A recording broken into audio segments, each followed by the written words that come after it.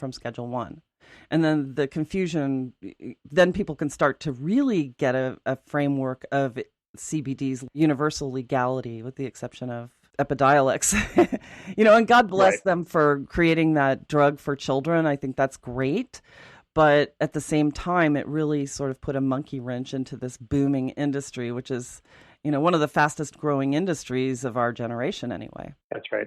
Well, listen, the FDA had their listening day, I guess they called it, a few weeks ago, which didn't necessarily give clarity to what the roadmap will be.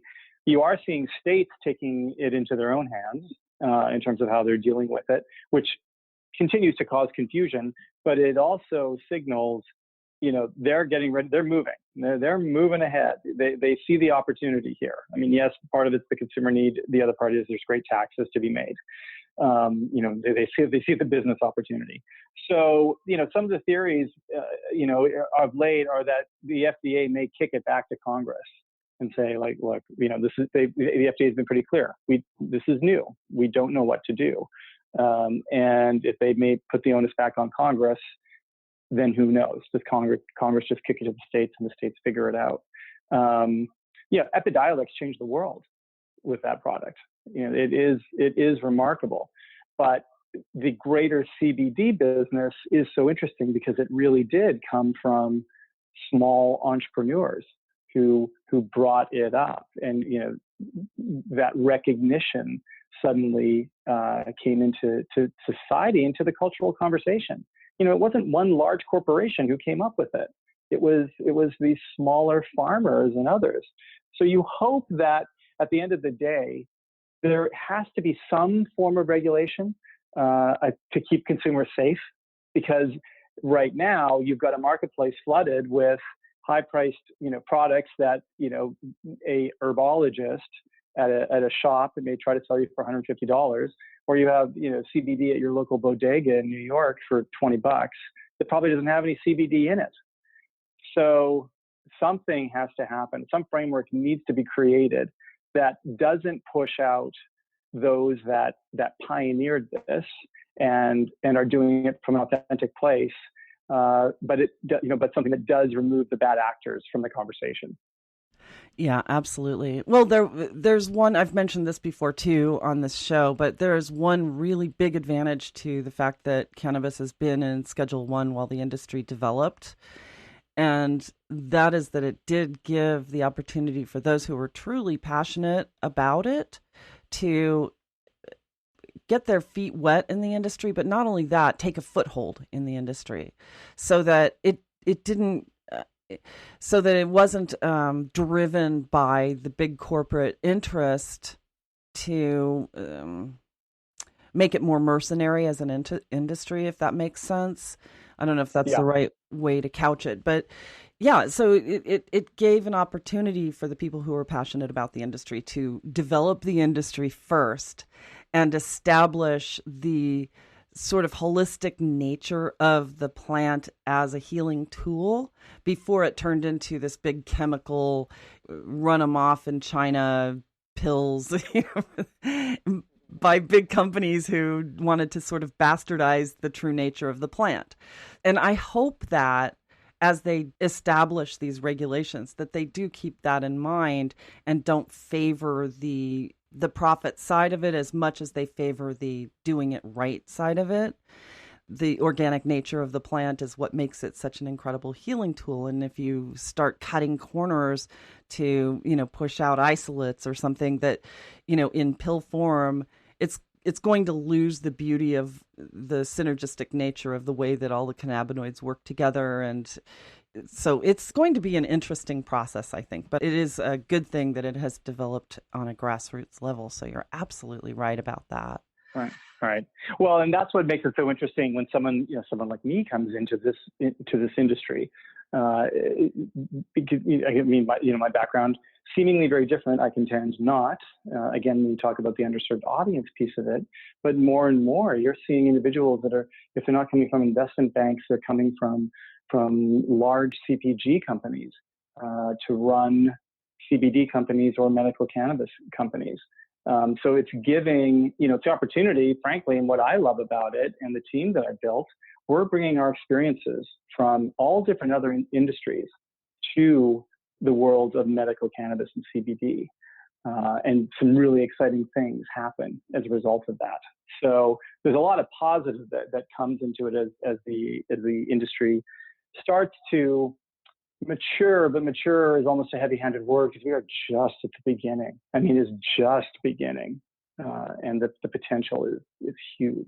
There's no doubt. It is. It's yeah. For those of us who are in it, it's kind of hard to imagine that it really is at its beginnings now.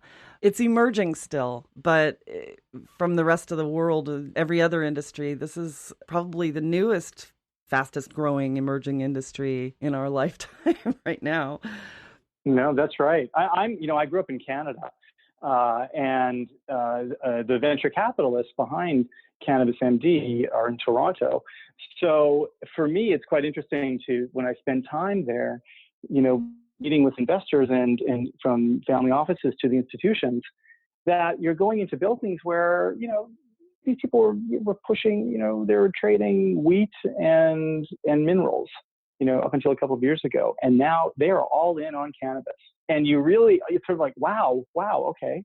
This is really happening. And Canada is absolutely driving the global conversation around this. And so they're ahead of it. There's no question. But, look, with California legalization and the size of California and the impact that the economy in California has on the country and the world, and you see it here. I mean, Sunset Boulevard is now nothing but, billboards for YouTube and cannabis. So yeah, well, shifting culture.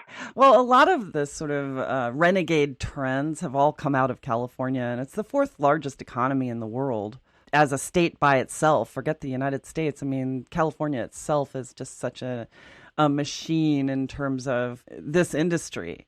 So, yeah, I think you're absolutely right. But it's interesting to be in this space right now. So what are your goals for the future? What's coming down the pike for you? Well, we're just getting started in many ways. We launched the platform in fourth quarter of last year. And, building out our editorial teams, increasing the amount of content that we're creating. Again, as I said earlier, you look at what's happened just in the last few months, with the Martha Stewart announcement or the announcement of, large retailers and pharmacies that are now selling CBD products. So again, consumers that are being exposed to this and wanting to understand it. Look, I think you'll see a correction in the CBD marketplace with, as I said earlier, between the good ones and the not so good ones.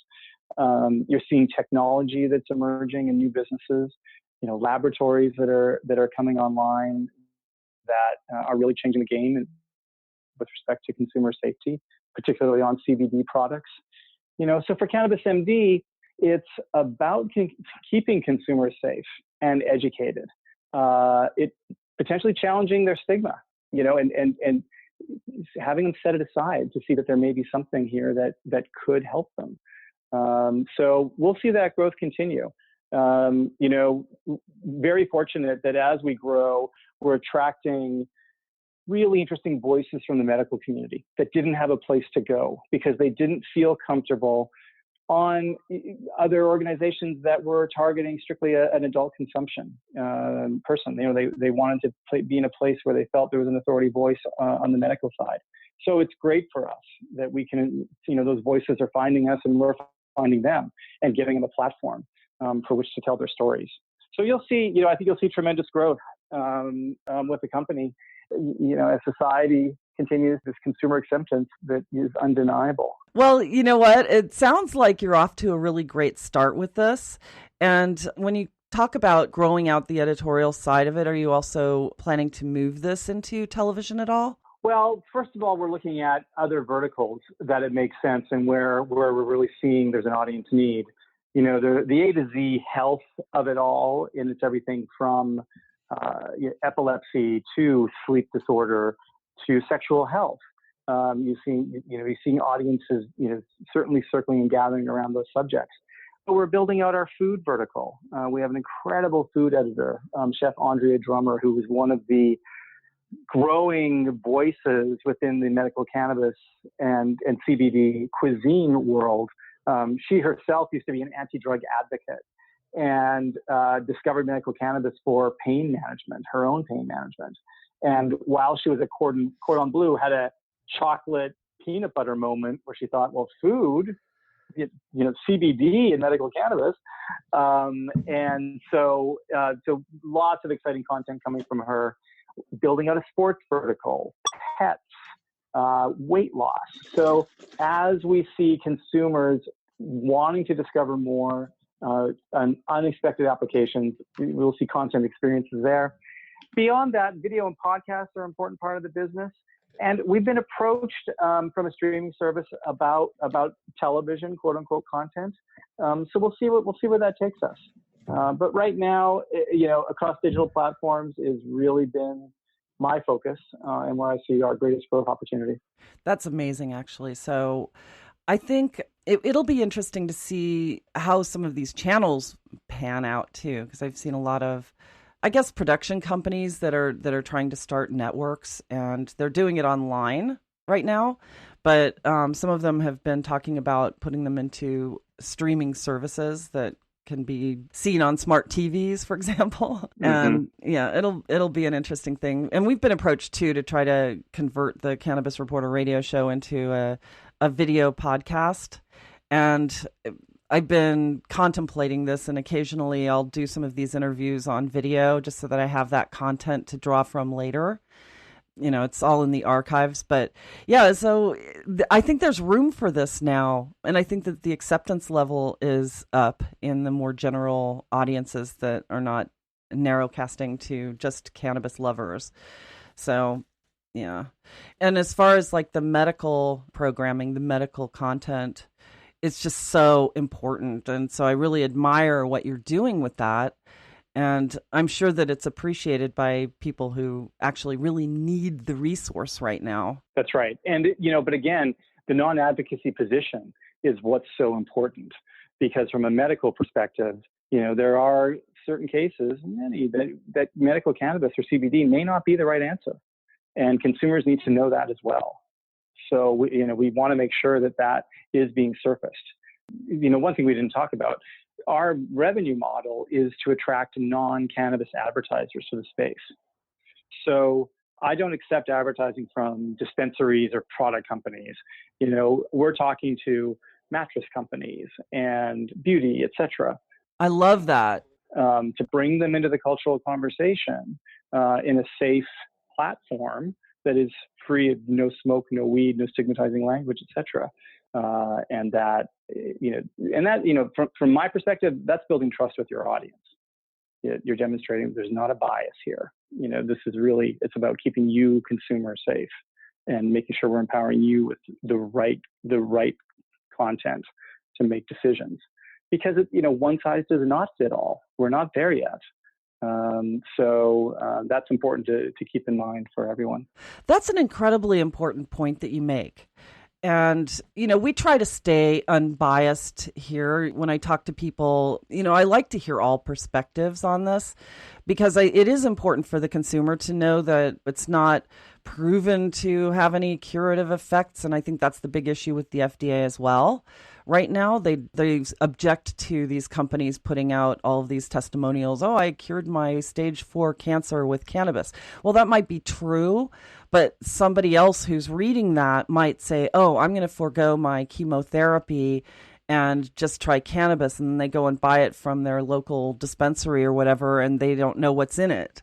And they haven't looked at the science to see if it's right for their particular form of cancer.